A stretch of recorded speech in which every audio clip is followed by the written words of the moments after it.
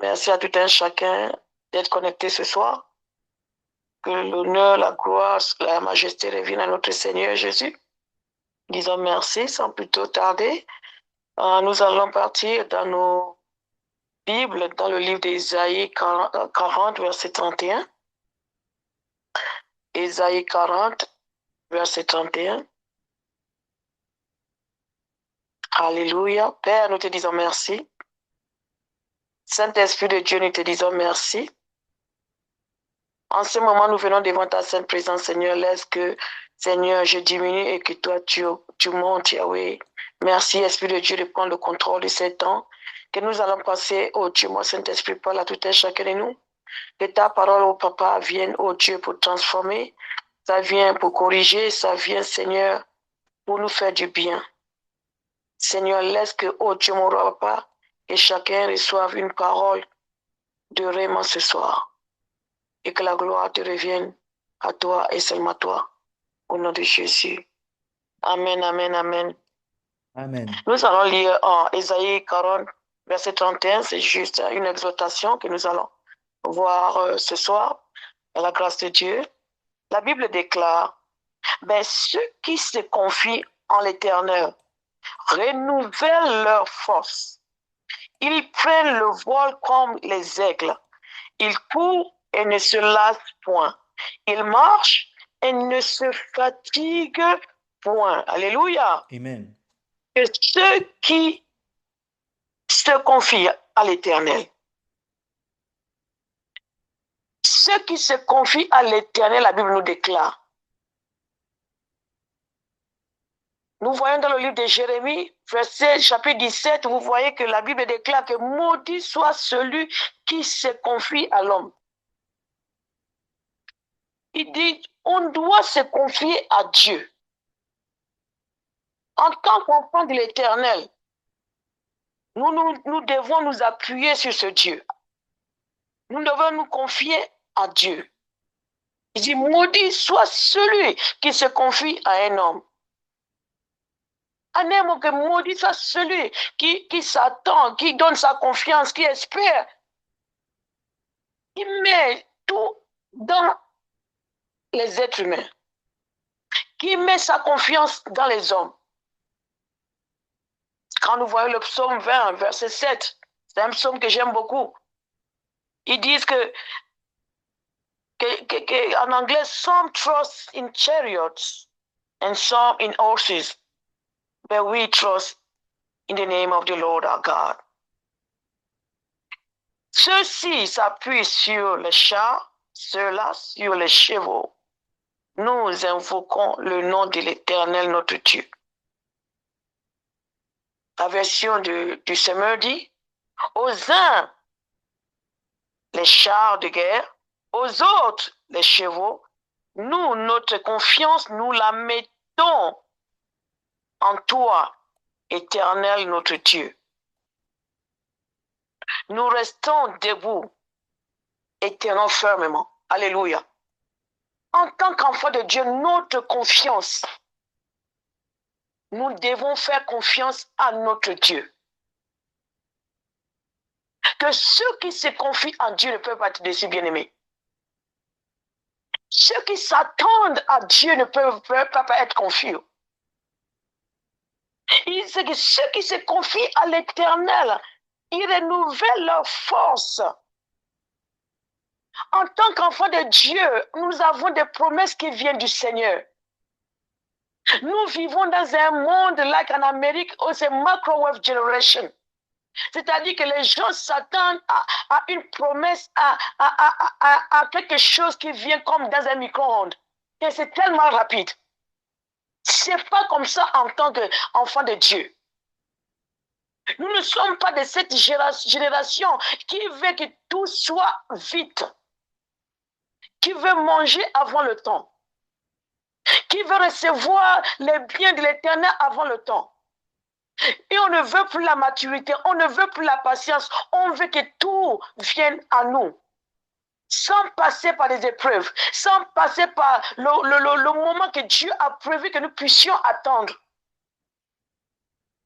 On ne veut plus se confier à Dieu. Il dit qu'il y en a qui se confient dans leur char. Leurs chars peuvent être leur compte en banque qui est garni. Ils vont se confier à cela. Quand ils ont un problème, ils ne vont pas demander à Dieu. Quand ils ont un problème, ils ne vont pas prier. Ils se disent qu'ils ont leur char, ils ont leur puissance, ils ont leur argent, c'est dans leur compte. Il y en a qui se confient dans leur char, mais puis, comme on dit, ils ont un sugar daddy, c'est-à-dire un homme avec qui ils sortent, qui a beaucoup d'argent, qui peut venir et leur donner ce dont ils ont besoin. Il y en a qui se confient à leur char parce qu'ils ont un parent qui est bien placé. Ils ont un frère, un père, une mère. Ils ont quelqu'un qui est bien placé. Donc, quand ils ont un besoin, cette personne va s'occuper. Non, bien-aimés, nous devons nous confier à Dieu. Nous devons mettre notre confiance à Dieu.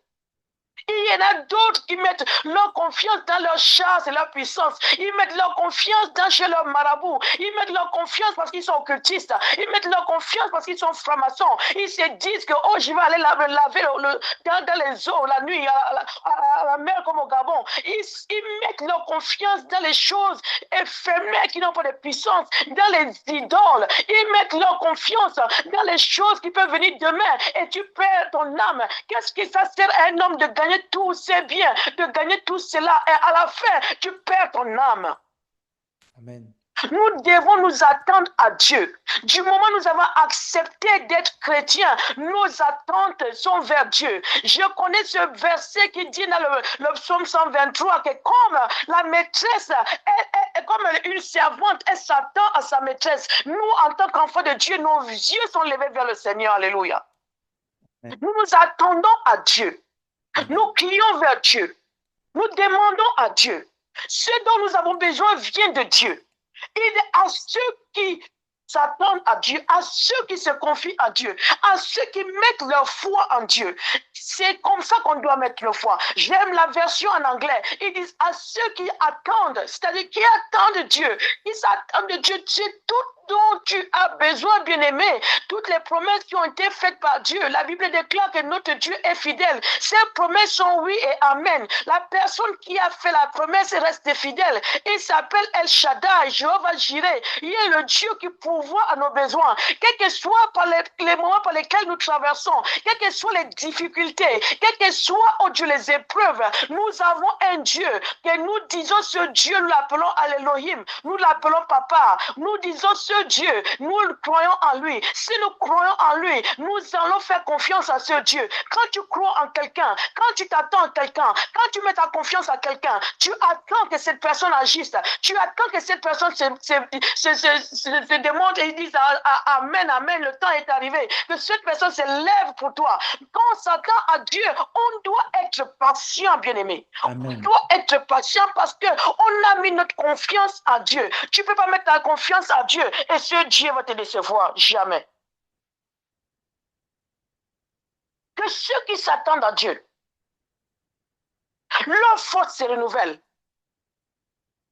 C'est-à-dire que quelles que soient les difficultés par lesquelles tu peux passer, quelles que soient les épreuves, quels que soient les combats, mais quand tu as mis ta confiance en Dieu, quand tu as placé ta foi en Dieu, la Bible déclare ta force va se renouveler. Même si tu traverses, le Dieu que nous prions, ce n'est pas un homme. Il n'est pas un homme pour mentir, ni un fils de l'homme pour se repentir. Le Dieu que nous prions, il est tout puissant. Quand tu fais ta confiance à ce Dieu, il va te faire passer par les épreuves, mais pendant ces épreuves, tu restes serein, tu sais que c'est toi qui es dans les épreuves, mais c'est Dieu qui combat pour toi. Il dit, Exode 14, 14, il dit, gardez silence, je combattrai pour vous. C'est ce Dieu qui combat pour nous. Quels que soient les vents et marées, tu dis, mon Dieu combattra pour moi. Quels que soient les vents et marées, les gens peuvent te voir. Les mêmes personnes qui te combattent, ils te voient toujours debout. Ils se demandent comment est-ce que tu tiens, comment est-ce que tu arrives à aller à l'église, comment est-ce que tu arrives à vivre, comment est-ce que tu arrives à subvenir à tes besoins. Quand ils savent ce qu'ils ont fait dans le monde des ténèbres, quand ils savent comment ils t'ont attaché, comment ils t'ont ligoté dans les problèmes, quand ils ont ligoté ton mariage, tes finances, ta santé, tout ce dont tu as, tes enfants, ils combattent de gauche comme de droite, mais tu restes serein, tu restes debout, tu es dans la foi, tu dis que ce Dieu, c'est pas moi qui combats, tu exaltes ton Dieu,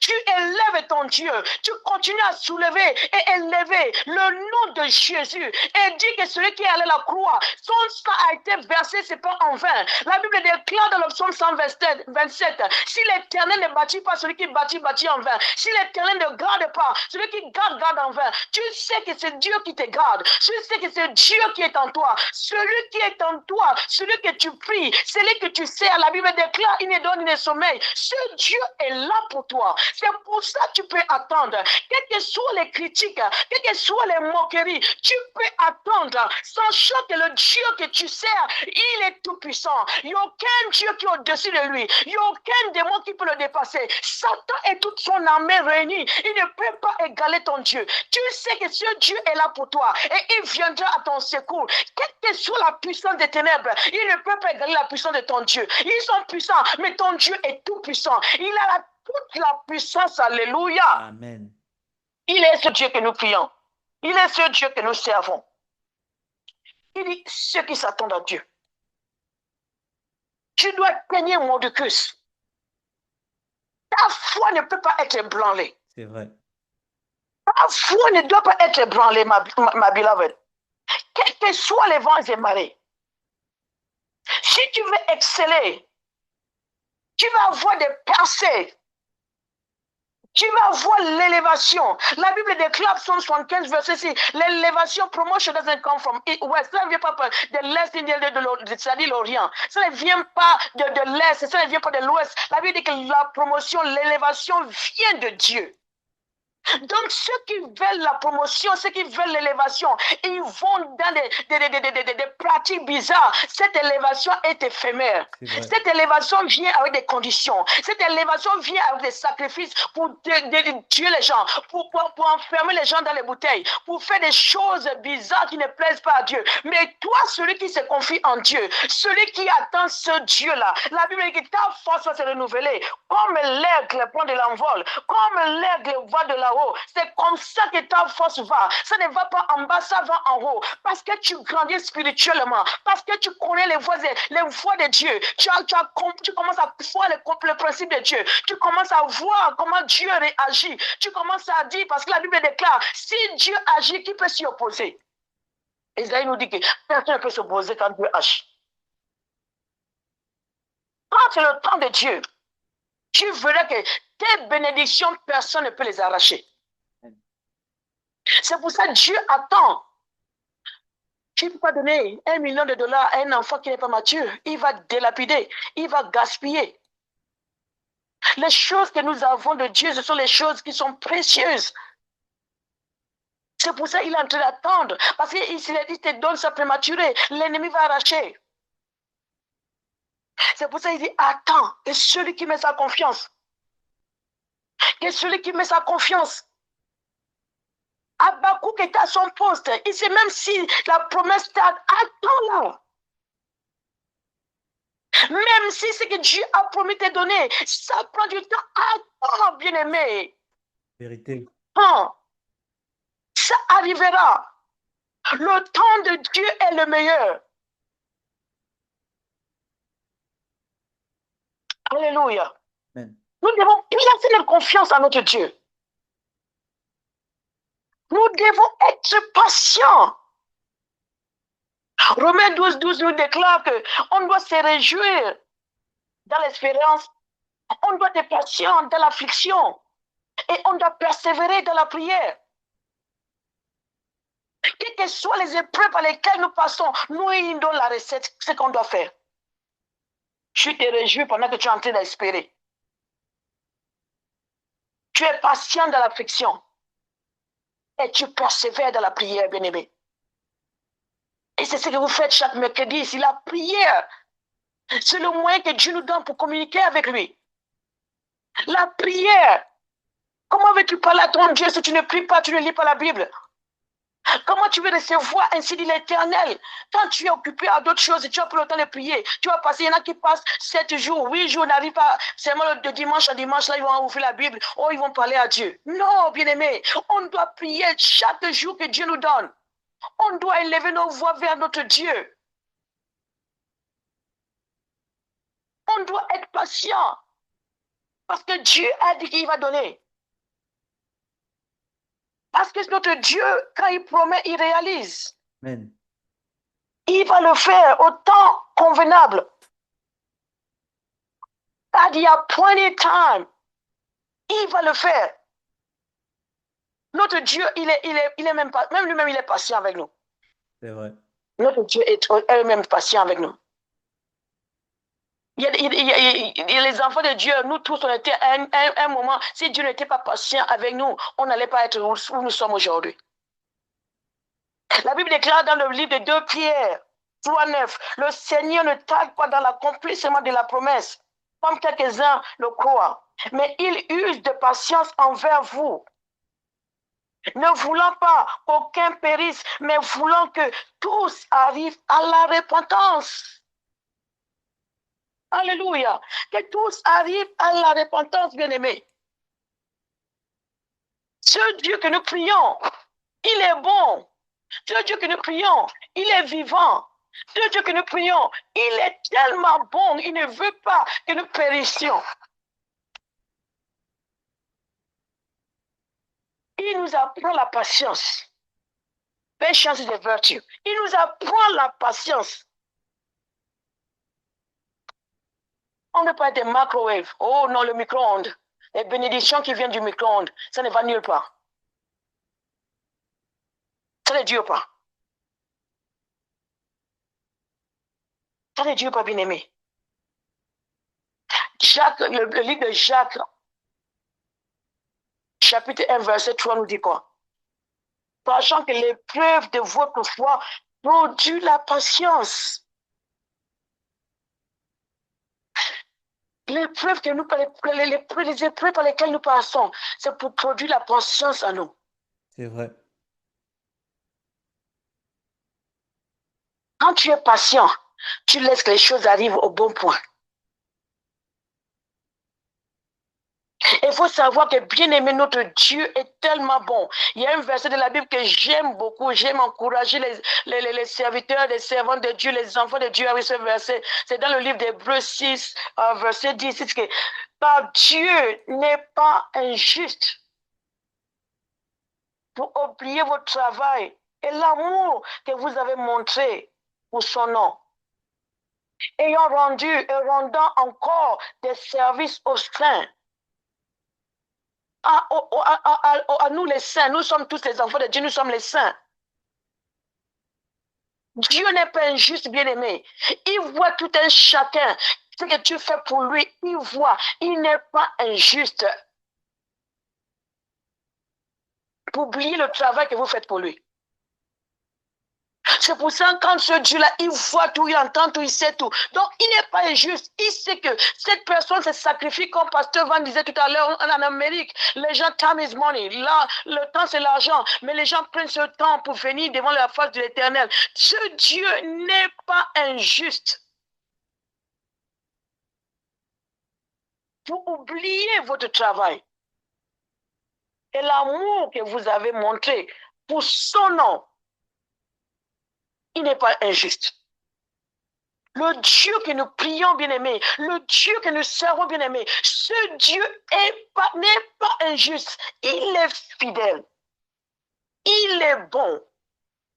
Quand il t'a fait une promesse, tu dois savoir que ta promesse, elle viendra au moment prévu par Dieu.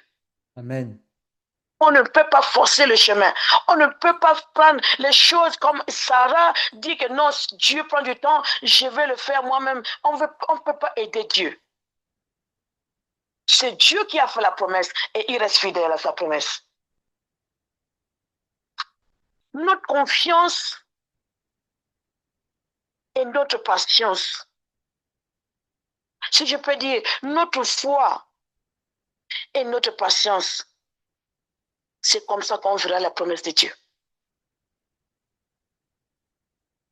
C'est comme ça que la promesse viendra. Alléluia. Amen. Ce Dieu est bon. La Bible déclare de Hébreux 6, 12, en sorte que vous ne vous relâchiez point et que vous imitiez ceux qui, par la foi et la persévérance, héritent des promesses. On doit persévérer. On doit persévérer, bien-aimé. Si Dieu t'a fait la promesse et elle tarde, tu fais comme Habakkuk. Il t'a fait la promesse et cette promesse a l'air de... Non, Dieu ne peut pas oublier. Dieu ne peut pas oublier. Dieu ne peut pas oublier, bien-aimé. Cette promesse, ça accomplira certainement. Ça va arriver au bon point. Ça va arriver. Nous devons persévérer dans la prière. Quelle que soit la promesse, ne limite pas Dieu. Quel que soit le nombre d'années du Seigneur m'a oublié, Dieu n'oublie pas ses enfants. Dieu n'oublie pas ses enfants. Viens toujours. La Bible déclare, vous connaissez l'histoire dans le livre de Luc, chapitre 18, que cette veuve qui venait toujours importuner le juge pour défendre sa cause, pour trouver justice. Il dit que le monsieur a dit, moi je ne crains Dieu ni Dieu, je ne crains ni les hommes. Il s'en fout éperdument. Mais la Bible déclare, parce que cette femme insistait, parce que cette femme persévérait, je vais le faire parce qu'elle continue à m'importuner, elle continue à m'embêter, je vais donner justice, je vais faire justice. C'est la même chose, tant que tu viens devant Dieu, avec le même zèle, avec la demande, et dis à Dieu, Seigneur, ma confiance, je la mets, oh Dieu, en toi. Seigneur, je te fais confiance, ma foi est en toi. Quel que soit, oh Dieu, moi, ce que les hommes peuvent dire, je fais confiance à ce Dieu, je te fais confiance, je viens vers toi, Seigneur, nuit et jour, tu verras que Dieu, il dit, est-ce que vous pensez que Dieu va tarder à faire justice? Non, bien-aimé. Le problème avec nous, les chrétiens, c'est que les gens ne veulent plus attendre. Les gens sont impatients. Les gens n'ont plus de patience. Le temps de ta soeur, ce n'est pas ton temps. Le temps de ton frère, ce n'est pas ton temps. Le temps de ton cousin, le temps de ton voisin, le temps de ton coworker. C'est-à-dire que l'employé, comment on dit en français, celui qui travaille avec toi au bureau. Là, le temps des élèves comme toi, le temps des étudiants. Chacun a son temps devant Dieu. On ne peut pas le faire parce que l'autre s'est marié. Moi aussi, en tout cas, je vais aller trouver quelqu'un qui va m'épouser. Non, bien-aimé.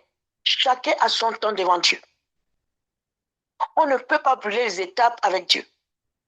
On ne peut pas aider Dieu à nous donner un mari ou une femme. On ne peut pas aider Dieu à nous donner beaucoup de gens. Oh non, je suis parti dans ce pays, je n'ai pas tout ce qu'il faut. Je vais aller faire les faux trucs pour recevoir. Non, bien aimé. Il y en a qui sont retrouvés, refoulés, parce qu'ils n'ont pas attendu le temps de Dieu. Ils ont préféré faire comme ils voulaient. Il y en a qui ont vu les bénédictions. Il y en a, j'ai fait toujours ce témoignage, je ne sais pas si, comment on dit, c'est en Afrique, dans une église d'une sœur qui était toujours au protocole. Elle attendait, elle était fidèle, toujours en train d'attendre, servir Dieu, fidèle au poste. Mais elle, les années passées, les autres se mariaient dans l'église. Elle voyait que personne ne venait vers elle. Elle s'est découragée, elle a quitté l'église. Ne sachant pas qu'il y avait un frère en France qui priait pour une épouse. Le Saint-Esprit dit que quand tu vas en Afrique, dans telle église, à la porte, tu vas voir ta femme là-bas. Et c'est qui sera à la porte. Amen. Mais la sœur, elle n'a pas attendu, l'impatience l'a fait partir. Et une autre sœur est venue, a pris ce poste. Et quand le frère est venu, c'est la fille qui était là. Donc l'autre qui est parti a raté, c'est l'autre fille qui a pris le mariage. Parce qu'il a dit l'intuition, la personne était à la porte. Comme je sais là qu'elle est à la porte, c'est la femme que Dieu m'a donnée. La bénédiction qu'elle vient, elle ne retourne pas vers Dieu. Quelqu'un devra prendre cette bénédiction. Alléluia. C'est pour ça, bien aimer la patience. S'il était resté, elle avait déjà fait combien d'années, elle continue à servir Dieu et à faire confiance à Dieu et à avoir cette foi et continuer à servir. Elle allait recevoir ce dont elle avait demandé à Dieu. Mais à cause de l'impatience, elle a quitté l'église. Elle est partie pour trouver une autre église. Peut-être elle va trouver un frère. Bien-aimé, en tant qu'enfant de Dieu, Restons à notre poste. Attendons les promesses de Dieu. Parce que quel que soit, il a dit qu'il court et ne se lasse point. Il marche et ne se fatigue point. Est-ce que vous voyez la force que Dieu donne à ceux qui attendent? Les années passent, mais la personne, à cause de la foi, tu sens que non, tu es encore capable d'attendre. Parce que quand tu es en train de prier, tu es en train de servir Dieu, tu vois comment Dieu est en train de bénir son peuple. C'est pour ça que Jésus-Christ, quand il a multiplié les pains et les poissons, il a donné aux disciples, il leur a dit de faire asseoir. Il a dit de faire asseoir la foule avant de commencer à partager le pain. Parce que quand tu es assis, la personne qui était là, la Bible dit qu'il y a 5000 personnes, sans compter les femmes et les enfants. Imaginez la personne qu'on a donnée en première position et celle qui était en dernière position. Comment elle devait se sentir? Mais parce que cette personne était assise, tu es assise dans l'église, tu es assise dans la parole de Dieu, tu peux être patient. Parce que quand tu es assise dans la maison de Dieu, tu vois que Dieu a commencé à donner le pain. C'est une question de temps, le temps tout va arriver. Quand ce panier est en train de passer, tu es dans l'église, tu es assis, tu vois que le panier est en train de circuler. Dans ce panier, il y a ta bénédiction dedans. Dans ce panier, il y a ton mariage dedans. Dans ce panier, il y a ta guérison dedans. Dans ce panier, il y a tes papiers dedans. Dans ce panier, il y a tout ce que Dieu t'a promis dedans. Mais parce que tu es assis, tu vois que le panier est en train de circuler. Donc, tu peux patienter. Donc, tu peux te réjouir. Donc, tu peux applaudir et dire merci Seigneur, tu as fait mon frère, ma soeur. Mon tour est là. Parce que le panier circule toujours. Le panier s'est pas arrêté. La Bible déclare, quand ils ont donné à tout le monde, il y a encore 12 paniers qui sont restés pleins. Donc c'est pour dire que quand tu es assis, quand tu es dans l'église, tu attends que Dieu est en train de bénir quelqu'un, tu sais que le panier a commencé à circuler. Et tu vas attendre ton tour. Et ton tour va arriver. Et ça, for sure, ton tour va arriver. Parce que ce Dieu, la Bible déclare, il ne fait pas de favoritisme. Notre Dieu ne fait pas de favoritisme. He is not a respect of person. Il ne fait pas de favoritisme. Il va bénir tous ses enfants. Mais on doit attendre, on doit faire confiance à ce Dieu. On doit faire confiance à ce Dieu bien-aimé. Amen, amen, amen, amen. Que Dieu bénisse sa parole. Amen. Amen.